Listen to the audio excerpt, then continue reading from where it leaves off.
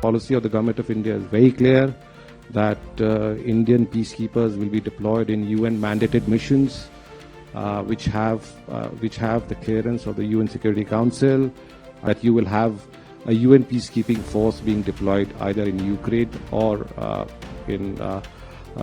in Gaza. So तकरीबन 30 देश ने ऑलरेडी कंफर्म कर लिया और मेजॉरिटी जो इनमें से आ रहे उनके आर्मी चीफ्स आ रहे और ये हमारे लिए बहुत गर्व की बात है कि वो हमारे देश में आ रहे हैं। सबके पास बहुत कमिटमेंट्स हैं पर वो आ रहे हैं हमारे पास इधर इस बातचीत के लिए। नमस्ते, जय हिंद। विस्तार से देख रहे हैं आप और मैं हूं ऋषि राज। दोस्तों, क्या भारत अपनी सेना को यूक्रेन भेजेगा? क्या भारत अपनी सेना को गाजा की सुरक्षा में भेजेगा? ये एक बड़ा सवाल है। इसको लेकर भारत क्या करेगा? ये सवाल का जो जवाब है वो हमारे पास आ चुका है और वो हम आपको बताना चाहते हैं। साथ ही विस्तार से में बात करेंगे भारत के उस कॉन्क्लेव की जो यूएन पीस कीपिंग फोर्स को लेकर करने जा रहा है भारत, और इसमें 30 से अधिक देश शामिल होंगे।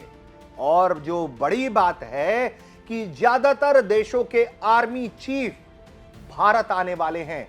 बड़ी उपलब्धि है, लेकिन यहां भी भारत एक दाव पेच करना नहीं भूला है। वो दाव पेच क्या है? अपने दुश्मन को नहीं भूला है। सबक सिखाएंगे, हर मंच पर उसे रुस्वा करेंगे, ये तैयारी है भारत की। तो एक एक करके विस्तार से मैं पूरे विषय पर बात करेंगे और समझने की कोशिश करेंगे कि इस विषय से भारत क्या हासिल करेगा। तो दोस्तों, भारत यूएन पीस कीपिंग का एक बड़ा आर्मी चीफ्स का कॉन्क्लेव करने जा रहा है और इसकी भारत मेजबानी करेगा। ये 14 से 16 अक्टूबर तक 2025 अक्टूबर यानी कि 14 से 16 तक ये होने वाला है।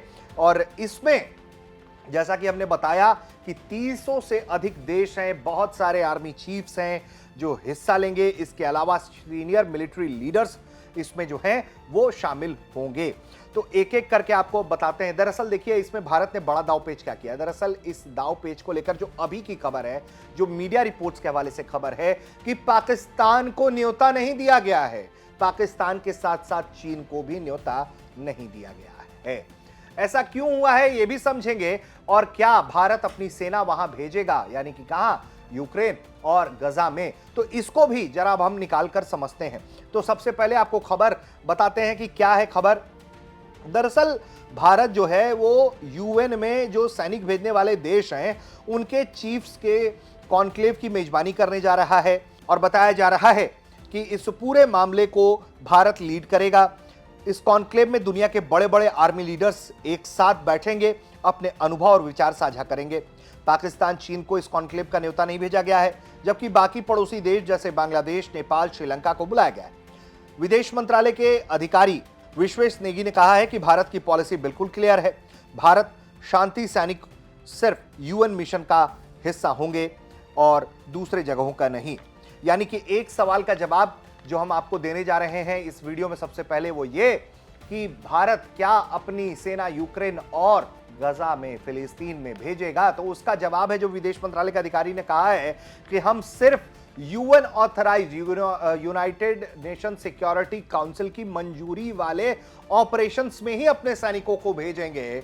और जब तक यूएन इसकी मंजूरी नहीं देगा, भारत ऐसे कोई भी सैनिक ना यूक्रेन को भेजेगा ना गाजा में भेजेगा। तो यानी कि वो समीकरण जो है उसे कहीं ना कहीं ध्वस्त किया गया है। क्या कहा है उन्होंने, आपको एक बारी सुनवाते हैं। Policy of the government of India is very clear that Indian peacekeepers will be deployed in UN mandated missions which have the clearance of the UN Security Council. Either they are in Chapter 6 or Chapter 7 of the UN Charter. And for all practical reasons, we are very sure of ourselves that it's highly unlikely that given the composition of the UN Security Council that you will have a UN peacekeeping force being deployed either in Ukraine or in Gaza. So from the policy side, given the experience, I would not be sure about India in an official position being part of a peacekeeping exercise outside the UN. तो ये तो पक्ष रहा कि क्या भारत अपनी सेना वहां भेजने जा रहा है, जिसका जवाब मिला है कि अभी नहीं, जब तक यूएनएससी नहीं कहेगी तब तक हम कुछ नहीं करने जा रहे हैं। इसके बाद पाकिस्तान के साथ हम ऐसा क्यों कर रहे हैं, क्यों न्योता नहीं दे रहे हैं? तो दरअसल देखिए, भारत ने पाकिस्तान के जो मंसूबे हैं उसको उधेड़ना शुरू कर दिया है। लगातार हर मंच पर पाकिस्तान को बेनकाब किया जा रहा है। उसका जो आतंकी ढांचा है, वो जिस तरह से काम करता है, उसको बेनकाब करना जरूरी है। ऐसे में भारत सैन्य स्तर पर, कूटनीतिक स्तर पर पाकिस्तान को अलग थलग कर देना चाहता है।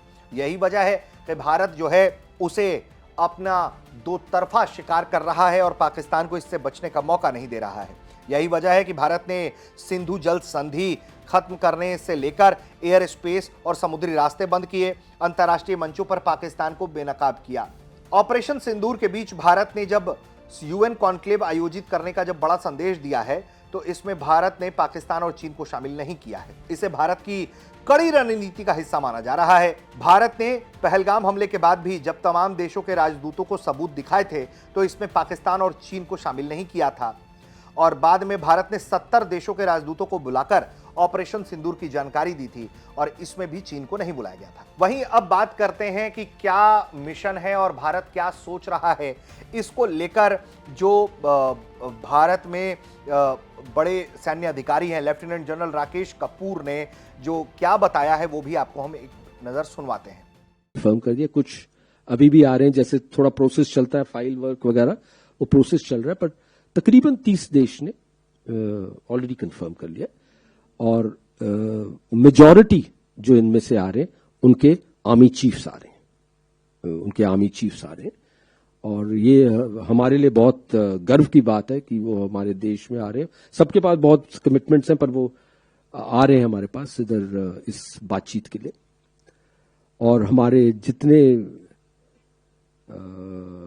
नेबरिंग कंट्रीज हैं उनसे भी पार्टिसिपेशन होएगा, उनका भी कॉन्फर्मेशन आ रही है एंड सीनियर लेवल पर उनसे पार्टिसिपेशन है। और and we are looking forward to their arrival and because we collaborate, और उनके साथ साथ काम करते हैं कई मिशन एरियाज में, चाहे वो नेपाल हो, चाहे वो बांग्लादेश हो, चाहे वो श्रीलंका, उनके साथ साथ हम काम करते हैं यूनाइटेड नेशंस पीस मिशंस में। अब बात कर लेते हैं कि यूएन पीस कीपिंग में भारत की जो भूमिका है वो कैसी भूमिका है, वो कैसी भूमिका होने वाली है या रहती है।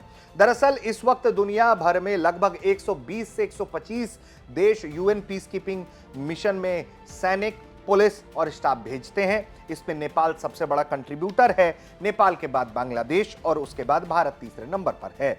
भारत ने अब तक 2 लाख से ज्यादा सैनिक 49 मिशनों पर भेजे हैं। भारत के सैनिक 11 में से 9 एक्टिव मिशनों में तैनात हैं, जिसमें लेबनान में 900 सैनिक, कांगो में 1100 सैनिक, सूडान, साउथ सूडान में 600 और जो साउथ सूडान है वहां 2400 सैनिक जो हैं वो मौजूद हैं। वहीं गोलान हाइट्स पर भी 200 सैनिक जो हैं मौजूद हैं। इसके अलावा भारतीय अफसर Western Sahara, Middle East, Cyprus, Central African Republic में स्टाफ ऑब्जर्वर के तौर पर तैनात हैं। और यूएन मिशनों में भारत के जवानों ने कई ऐसी बड़ी शहादतें दी हैं जिसके जरिए भारत ने अपना लोहा मनवाया है, ऑपरेशन में कामयाबी दिलवाई है। और यही वजह है कि यूएन पीस कीपिंग फोर्स को लेकर जो एक बड़ा उनके चीफ्स को लेकर कॉन्क्लेव करने जा रहा है, उसमें भारत एक बड़ी भूमिका निभा रहा है और एक अच्छा कंट्रीब्यूशन देने की कोशिश है और अच्छी पहल है, जहां भारत ने चाइना और पाकिस्तान को इसमें दरकिरार करने का सोचा है। अच्छी पहल है, इसकी तारीफ होनी चाहिए।